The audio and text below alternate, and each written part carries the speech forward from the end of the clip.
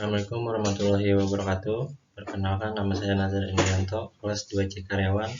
Saya akan membahas review jurnal internasional tentang obat mata.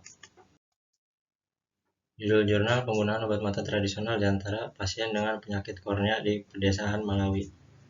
Penulisnya Paul Kortrijk, Susan Llewellyn, Steve Cangialotti, Victor J. Di Vala. Nama jurnalnya British Journal of Ophthalmology 1994. Daftar isinya bahan dan metode, hasil, simpulan, dan daftar pustaka. Bahan dan metode dari Januari 1992 sampai Maret 1993, semua pasien dengan lesi kornea di mana noda fluorescin terlihat dengan obor, tidak ada slit lamp dan yang tersedia, yang datang ke asisten medis oftalmik di 2 rumah sakit distrik di Malawi. Diwawancarai, semua informasi direkam dalam bentuk standar yang telah diuji sebelumnya. Formulir wawancara menilai hierarki pengobatan untuk episode penyakit mata.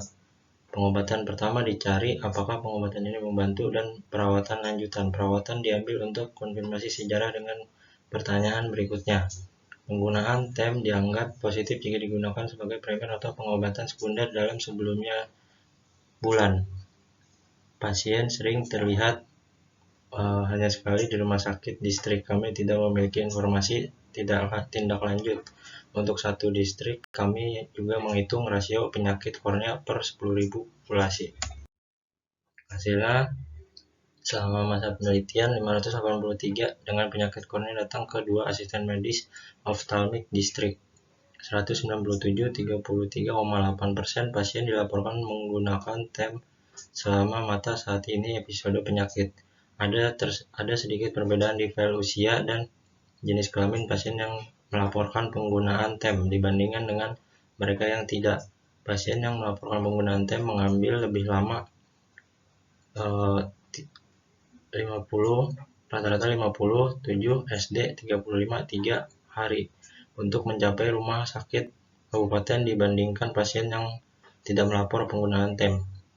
Penglihatan buruk pada presentasi 194, 33,3% pasien berkonsultasi dengan tabib tradisional setidaknya sekali sebelumnya. Presentasi di rumah sakit kabupaten 113 sebagai yang pertama sumber dan 81 sebagai sumber kedua.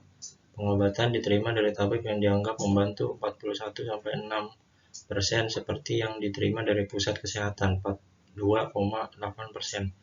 Dari 173 pasien yang pergi ke puskesmas terlebih dahulu, 59 3,34 sampai 1% pergi ke penyembuh tradisional untuk perawatan selanjutnya.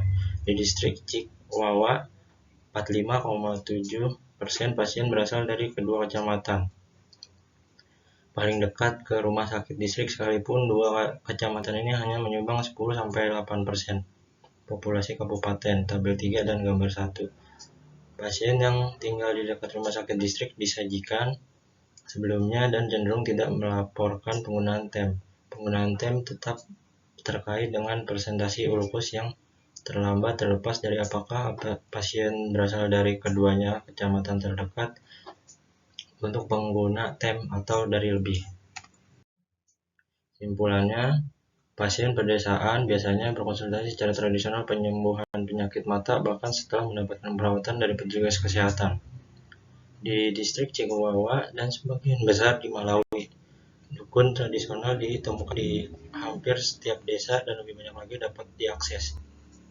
Berbeda dengan laporan dari Tanzania, kami menemukan beberapa anak kecil yang melakukan presentasi ke desa fasilitas kesehatan dengan penyakit kornea. Tinggi suplementasi kapsul vitamin A dan campak cangkupan imunisasi telah mengarah ke virtual hilangnya vitamin A dan campak terkait patologi mata di 2 kabupaten dan memiliki mengubah pola kebutaan pada anak. Padahal ada beberapa praktik yang merugikan tidak boleh dilakukan oleh dukun tradisional. Berasumsi bahwa semua praktik dukun tradisional merugikan. Ada 3 perawatan modalitas yang dipraktikkan oleh tabib: penerapan produk tanaman langsung ke mata, wajah mencuci, dan mandi uap. Hanya Yang pertama ini cenderung memiliki efek merugikan pada mata. Wajah mencuci dan mandi uap dengan membersihkan kulit keluar cairan di sekitar mata dapat mengurangi kemungkinan penularan infeksi bakteri dan virus. Penyembuhan tradisional akan terus dikonsultasikan. Mengubah kepercayaan penduduk mengenai dukun tertentu, ekonomi yang keras iklim dan sebagian besar Afrika. Bekerja dengan penyembuh, melatih mereka untuk mengenali kasus-kasus yang membutuhkan segera rujukan dan mendorong penggunaan tidak berbahaya. Praktik lebih murah dan mungkin memberikan lebih banyak struktur perawatan kesehatan yang berkelanjutan di masyarakat. Review terbaru dari program pelatihan didirikan untuk tabib tradisional menunjukkan itu semua program menghasilkan perubahan positif di sikap, praktik, dan keduanya oleh tabib dan oleh staf sektor kesehatan yang terlibat, meningkatkan kepercayaan dan rasa hormat antara staf kesehatan dan penyembuh yang membantu mengurangi kebutaan yang dapat dicegah. Dan ini daftar pustaka yang sudah saya cantumkan.